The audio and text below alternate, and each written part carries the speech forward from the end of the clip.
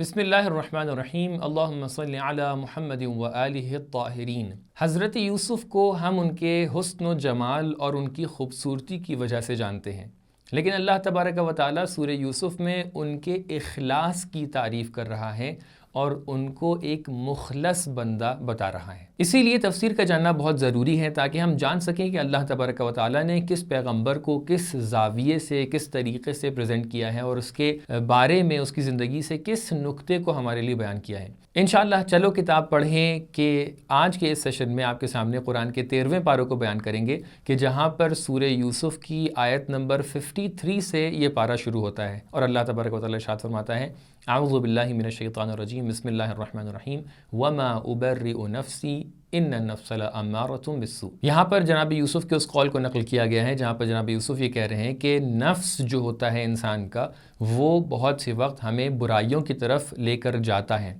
لیکن جب اللہ تعالیٰ کا رحم و کرم کسی کے شامل حال ہو جائے اور وہ اللہ تعالیٰ کی بتائی ہوئی بات کے اوپر عمل کرنے لگے تو یقیناً اس کو وہ نفس اپنی برائیوں کی طرف لے کر نہیں جا سکتا۔ لہٰذا اس سے ہمیں یہ درس ملتا ہے کہ اپنی زندگی میں جس راستے کو اللہ تعالیٰ نے ہمیں بتایا ہے اگر اس کے اوپر ہم چلیں تو ہم تمام تر برائیوں سے کہ جس کی طرف ہمارا نفس ہمیں لے کر جاتا ہے اس سے دور رہ سکتے ہیں۔ جناب یوسف کی داستان کے بارے میں گفتگو چل رہی تھی، آپ جانتے ہیں یہاں تک کہ گفتگو یہاں تک کہ پہنچی کہ جناب یوسف کے بھائی جو تھے وہ مصر کی طرف گئے تاکہ وہاں سے اس وقت کے جب قحطی آ گئی تھی وہاں سے اپنا رزق و روزی کا سامان جو تھا وہ فراہم کر سکیں، وہاں سے کھانے پینے کا انتظام کر سکیں، اور وہ مصر پہنچتے ہیں اور جناب یوسف کو دیکھتے ہیں۔ جناب یوسف ان کو دیکھتے ہی پہچان جاتے ہیں، لیکن وہ لوگ جناب یوسف کو پہچان نہیں پاتے ہیں۔ جناب یوسف ان کو تمام تر اناج دینے کے بعد یہ شرط لگاتے ہیں کہ اگلی بار اس شرط پہ تمہیں اناج دیا جائے گا کہ جب تم اپنے بھائی بنیامین کو اپنے ساتھ لے کر آؤ گے۔ اب یہ ہوتا ہے کہ جناب یعقوب کے پاس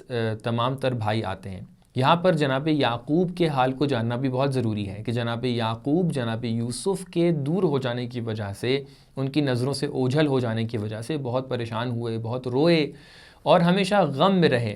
یقیناً جناب یعقوب کو یہ معلوم تھا کہ جناب یوسف اس دنیا میں موجود ہیں۔ ایک روایت میں امام محمد باقر علیہ السلام سے اس طریقے سے منقول ہے کہ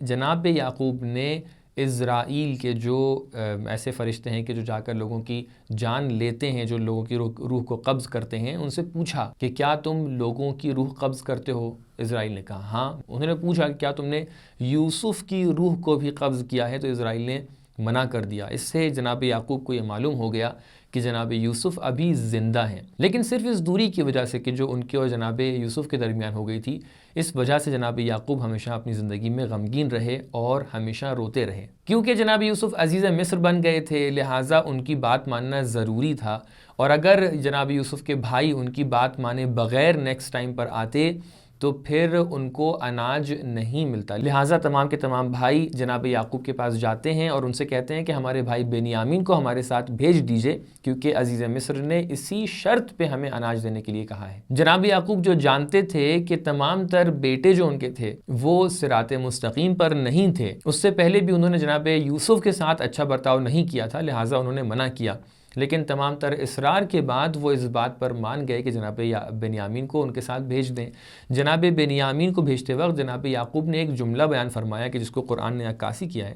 اور اس جملے سے ایک بہت بڑا درس ہمیں ملتا ہے۔ جناب یعقوب فرماتے ہیں کہ قال یا بنی لا تدخلوا من باب واحد وادخلوا من ابواب متفرقہ، اے میرے بیٹوں ایک دروازے سے مت جانا بلکہ الگ الگ دروازوں سے جانا، کیونکہ ان کی تعداد زیادہ تھی، لہٰذا کہیں ایسا نہ ہو کہ ایک دروازے سے جانے پر لوگ ان کو دیکھیں اور لوگوں کی نظریں ان پر لگ جائیں۔ لہٰذا جناب یعقوب نے یہ بات سامنے رکھی اور یہ تدبیر سامنے رکھی کہ الگ الگ دروازوں سے جانا، لیکن پوائنٹ یہاں پر ہے کہ اسی آیت کے اندر اللہ تعالیٰ کہہ رہا ہے کہ جناب یعقوب نے کہا کہ علیہ توکلت، کہ میں نے اللہ تعالیٰ کے اوپر توکل بھی کیا ہے۔ اس سے یہ بات سمجھ میں آتی ہے کہ احتیاط اور تدبیر کا راستہ اپنانا اور اللہ پر توکل کرنا، ان دونوں میں آپس میں کوئی ٹکراؤ نہیں ہے، لہٰذا جناب یعقوب نے اپنی تدبیر کے مطابق یہ بھی کہا کہ دروازوں سے جاؤ الگ الگ، اور یہ بھی کہا کہ ہم سب نے اللہ پہ توکل بھی کیا ہے۔ اس کے بعد یہ ہوتا ہے کہ جناب یعقوب کے بارے میں آیت قرآن صاف الفاظ میں یہ کہہ رہی ہے کہ جناب یعقوب کے پاس علم غیب موجود تھا۔ اللہ تعالیٰ ارشاد فرماتا ہے کہ وَإِنَّهُ لَذُو عِلْمٍ لِمَا عَلَّمْنَاهُ، جناب یعقوب کے پاس وہ علم تھا کہ جو ہم نے انہیں سکھایا ہے۔ اس سے صاف واضح ہوتا ہے کہ اللہ تعالیٰ کے اولیاء کے پاس علم غیب ہوا کرتا تھا۔ جو لوگ علم غیب کا انکار کرتے ہیں وہ اس آیت کی طرف یقیناً رجوع کر سکتے ہیں۔ اب جب جناب یوسف کے بھائی جناب بنیامین کو لے کر جناب یوسف کے پاس آئے تو جناب یوسف نے جناب بنیامین کو یہ اطلاع دے دی کہ میں یوسف ہوں۔ جناب بنیامین بہت خوش ہو گئے اور ان لوگوں نے آپس میں ایک پلان بنایا کہ وہ جناب یوسف جناب بنیامین کے اوپر یہ الزام لگائیں گے کہ آپ نے چوری کی ہے، اور یہ بات پہلے سے طے تھی، لہٰذا اس میں کوئی جھوٹ نہیں تھا۔ تو یہاں پر یہ اعلان ہوا کہ جناب بنیامین نے ایک چوری کی ہے، اور وہ پیمانہ یا وہ پیالہ کہ جس کے اندر عزیز مصر پانی وغیرہ پیا کرتے ہوں گے، وہ چوری ہو گیا ہے۔ یہاں پر جناب یوسف کے بھائیوں نے کہا کہ اس میں کوئی تعجب کی بات نہیں ہے، ان سے پہلے ایک اور بھائی ان کے ہوا کرتے تھے جناب یوسف، انہوں نے بھی اپنے بچپنے میں چوری کی تھی، جبکہ جناب یوسف کھڑے ہوئے ان باتوں کو سن رہے تھے، اور ان بھائیوں کو یہ نہیں پتا تھا کہ عزیز مصر وہی جناب یوسف ہے۔ اب جناب یوسف کنعان کے قانون کے مطابق، جہاں پر جناب یعقوب ان کے بیٹے رہا کرتے تھے، انہوں نے جناب بنیامین کو اپنے پاس رکھ لیا ایک خادم کے طور پہ، کیونکہ انہوں نے ایک چوری کی تھی۔ اب یہاں سے بھائی دوبارہ پلٹ کر جناب یعقوب کے پاس آتے ہیں، اور جناب یعقوب کہتے ہیں کہ کیا میں نے تمہیں یہ نہیں کہا تھا کہ تم اپنے بھائی کی حفاظت کرنا، ان کو واپس لے کر آنا؟ لیکن اب جناب یعقوب نے جو جملہ کہا یہ بھی ہمارے لیے ایک درس ہے۔ جناب یعقوب نے کہا کہ قال بل سولت لکم انفسکم امرا، کہ تمہارے جو نفس ہیں، جو تمہاری ہوا و ہوس نفس ہے، اس کی وجہ سے یہ ہوا ہے کہ تم یہ بات بول رہے ہو۔ یہ نہیں کہا کہ بنیامین کو جو وہاں پر روک لیا گیا ہے، کیونکہ بظاہر یہ حقیقت تھی کہ جناب بنیامین کو وہاں پر روک لیا گیا تھا، اور جناب یوسف کے بھائی بھی یہی کہہ رہے تھے کہ جناب بنیامین کو مصر میں روک لیا گیا ہے، لیکن جناب یعقوب نے کہا کہ یہ تمہاری ہوا و ہوس بول رہی ہے۔ جناب یعقوب یہ کہنا چاہ رہے تھے کہ بنیامین کو روکنے کا سلسلہ یوسف سے جا کر کنیکٹ ہو رہا ہے، اور یوسف کو تمہاری ہوا و ہوس نے مصر بھیجا ہے۔ اسی لیے آپ دیکھیں گے کہ آیت کے آگے اس طریقے سے ہے کہ عسى الله ان يأتيني بهم جميعا، کہ ان تمام لوگوں کو اللہ واپس لے کر آ جائے۔ کیوں یہاں پر یہ نہیں کہا جناب یعقوب نے کہ صرف بنیامین کو واپس لے کر آ جائے؟ کیونکہ جناب یعقوب کو علم تھا کہ جناب یوسف بھی زندہ ہیں، اور اللہ تعالیٰ ان کو بھی انشاءاللہ تعالیٰ پلٹا کر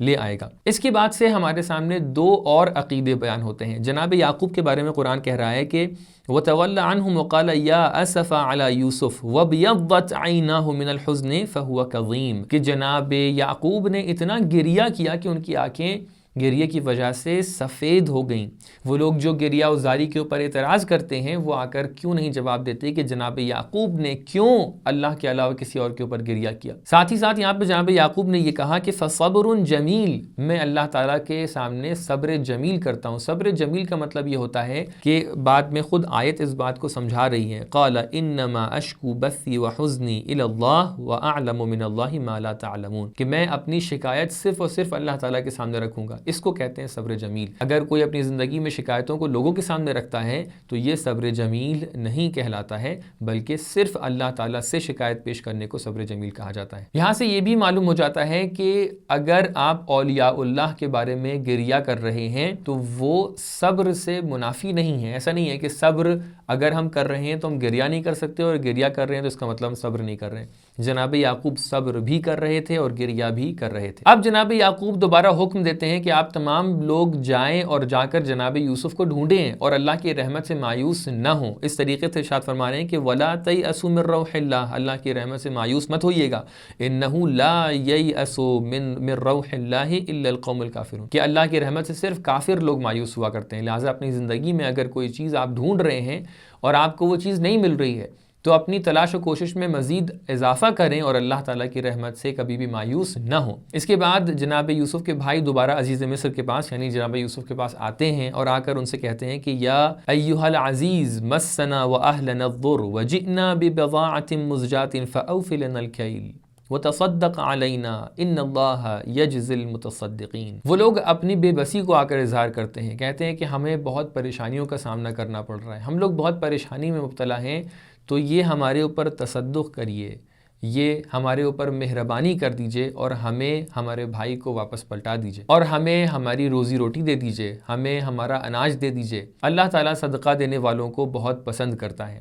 یہ وہی جملے ہیں کہ جو ہم لوگ کبھی کبھی اپنے وقت کے امام کو بلانے کے لیے پڑھا کرتے ہیں کہ اے اللہ تبارک و تعالیٰ، ہم بھی بہت مشکلات میں مبتلا ہیں، اے اللہ تعالیٰ ہمیں بھی بہت زیادہ پریشانیاں سامنے آ رہی ہیں، تو ہمارے اوپر اس تصدق کو کر کہ ہمارے وقت کے امام کو ہمارے لیے بھیج دے۔ بہت سے علماء جناب یوسف کے قصے کو امام زمانہ کی غیبت سے بھی مقایسہ کرتے ہیں، اس سے کمپیئر کرتے ہیں۔ جناب یوسف بھی کچھ مدت کے لیے اپنی قوم، اپنے لوگوں کے سامنے نہیں تھے، اپنے چاہنے والوں کے سامنے نہیں تھے، دور تھے، سب لوگ کو پتا تھا وہ زندہ ہیں، ہمیں بھی پتا ہے کہ ہمارے وقت کے امام زندہ ہیں۔ چاہنے والے جناب یعقوب تھے، ان کا بھی بہت امتحان لیا گیا۔ چاہنے والے کچھ بھائی بھی تھے جن سے کچھ غلطیاں ہو گئی تھیں، ان کی غلطیوں کو سدھارنے کا ان کو موقع دیا گیا، انہیں استغفار کرنے کا موقع دیا۔ جب انہوں نے اپنی غلطیوں کو سدھار لیا اور انہوں نے اپنی غلطیوں کو صحیح کرنے کے بعد آ کر اپنے آپ کو صحیح راستے پر لے آئے، تب اللہ تبارک و تعالیٰ نے جناب یوسف کا ظہور کروا دیا۔ اے کاش ہمیں بھی اللہ تعالیٰ یہ توفیق نصیب کرے کہ اگر ہم سے کچھ غلطیاں ہو رہی ہیں اور ہمارے وقت کے جناب یوسف، ہمارے وقت کے امام اگر ان غلطیوں کی وجہ سے ہمارے سامنے نہیں آ پا رہے ہیں، تو اے کاش ہم لوگ اپنی غلطیوں کو سدھاریں اور اپنے آپ کو اس لائق بنائیں کہ ہمارے وقت کے امام ہمارے سامنے آ سکیں، ظہور کر سکیں۔ پھر اس کے بعد جناب یوسف نے یہ بتایا کہ میں عزیز مصر، میں ہی وہی یوسف ہوں کہ جس کو تم تلاش کر رہے ہو، میں ہی وہی یوسف ہوں کہ جس کو تم نے بچپنے میں ایک کاروان کے ہاتھوں بیچ دیا تھا۔ اب تمام کے تمام بھائی اپنے گھٹنوں پر آ گئے اور یہ کہا کہ ہم سے غلطی ہو گئی تھی، لیکن یہاں پر ہم نے ایک ایسا مظاہرہ دیکھا کہ جو انبیاء کی روش ہوا کرتی تھی۔ انبیاء جب قدرت پا لیا کرتے تھے تو کبھی بھی آ کر بدلہ نہیں لیتے تھے، اولیاء جب قدرت پا لیا کرتے تھے کبھی بدلہ نہیں لیتے تھے۔ جناب یوسف نے ارشاد فرمایا کہ لا تثریب علیکم اليوم، تمہارے اوپر آج کوئی ملامت نہیں ہے، آج میں تمہاری مذمت نہیں کروں گا اور آج تمہیں بخش دیا ہے۔ ہم نے دیکھا کہ جناب حضرت محمد مصطفیٰ صلی اللہ علیہ وآلہ وسلم نے بھی جب مکے کو فتح کیا اور لوگ اس دن کہہ رہے تھے کہ آج بدلے کا دن ہے، تو حضرت پیغمبر اکرم نے ارشاد فرمایا کہ الیوم یوم المرحمہ، آج کہ جب ہمارے پاس قدرت آ گئی ہے اور ہم بدلہ لے سکتے ہیں تو آج ہمیں رحم کرنا ہے، یہ ہماری قدرت کی نشانی ہے۔ اس کے بعد جناب یوسف کے بھائی جناب یعقوب کے پاس آتے ہیں اور آ کر اس طریقے سے ارشاد فرماتے ہیں کہ قالوا یا ابانا استغفر لنا ذنوبنا انا كنا خاطئین۔ کیوں قرآن یہ بات نقل کر رہا ہے کہ جناب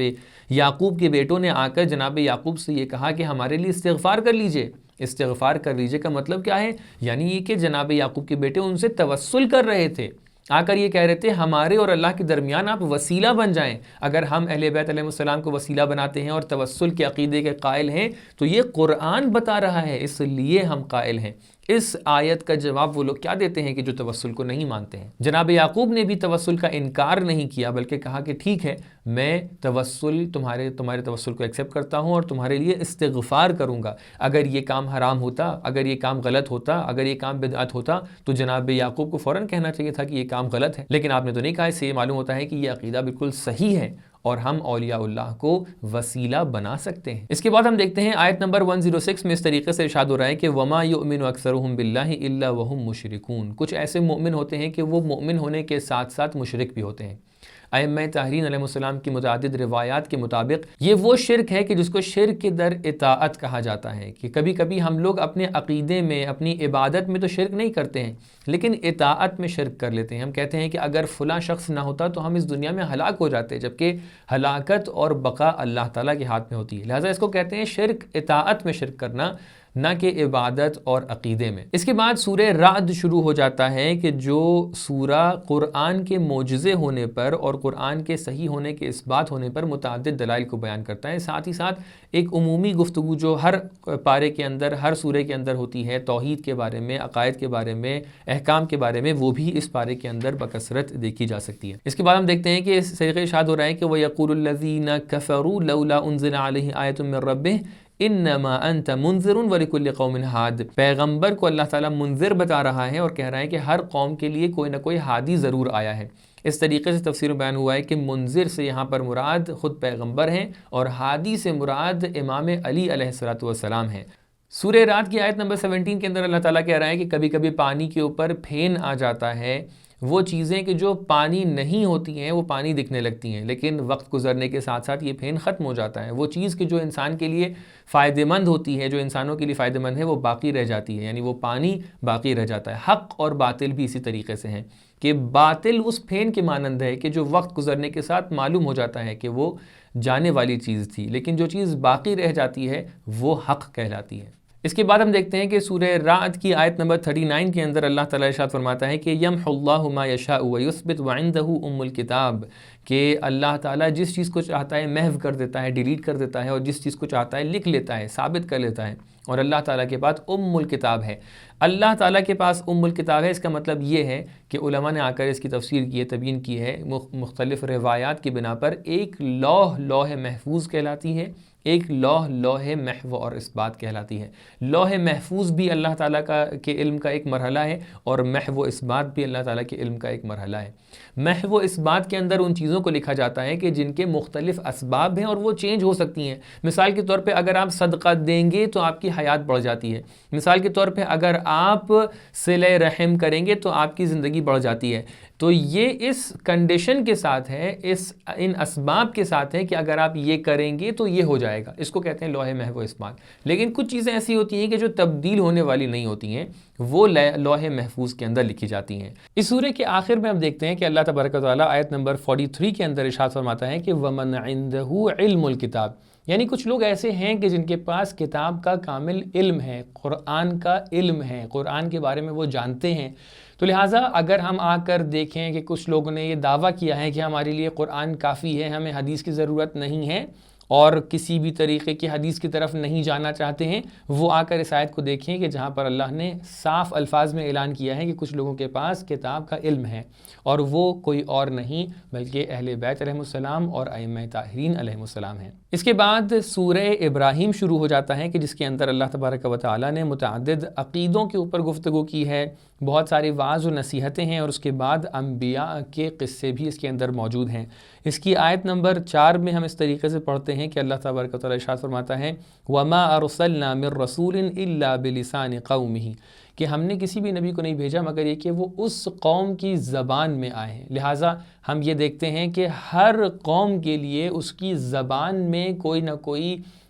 مبلغ عالم ہونا بہت ضروری ہے۔ اگر آپ سمجھتے ہیں کہ آپ ایک قوم ہیں اور آپ کی قوم میں ایسا کوئی شخص موجود نہیں ہے کہ جو دین کو ایکسپلین کر سکے، تو بہت ضروری ہے کہ کوئی ایک ایسا شخص ہو کہ جو دین کو سمجھے اور اس کو قوم کی زبان میں ان کے لیے ایکسپلین کرے۔ اس کے بعد ہم دیکھتے ہیں کہ اللہ تبارک و تعالیٰ نے فرمایا ہے کہ وَإِذْ تَأَذَّنَ رَبُّكُمْ لَإِن شَكَرْتُمْ لَأَزِيدَنَّكُمْ، اللہ تعالیٰ شکر کے حوالے سے یہ بیان فرما رہا ہے کہ اگر تم شکر کرو گے تو اللہ تعالیٰ نعمتوں میں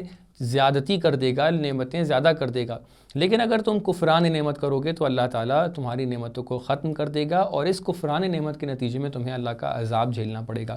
امام صادق علیہ السلام ارشاد فرماتے ہیں کہ شکر کا سب سے کم مرحلہ یہ ہے کہ آپ نعمتوں کو اللہ سے جانیں، اور اس کے بعد ان نعمتوں کو بھولیں نہ، اور اپنے دل میں ان نعمتوں کے حوالے سے اللہ تعالیٰ کا شکر کریں، اللہ تعالیٰ سے راضی رہیں، اور یہ شکر کے کم سے کم مراحل کہلاتے ہیں۔ آیت نمبر 22 کے اندر اللہ تعالیٰ نے شیطان کی عکاسی کی ہے اور شیطان کے الفاظ کو بیان کیا ہے کہ شیطان روز قیامت اس طریقے سے کہے گا وَمَا كَانَ لِي عَلَيْكُم مِّن سُلْطَانٍ إِلَّا أَن دَعَوْتُكُمْ فَاسْتَجَبْتُمْ لِي،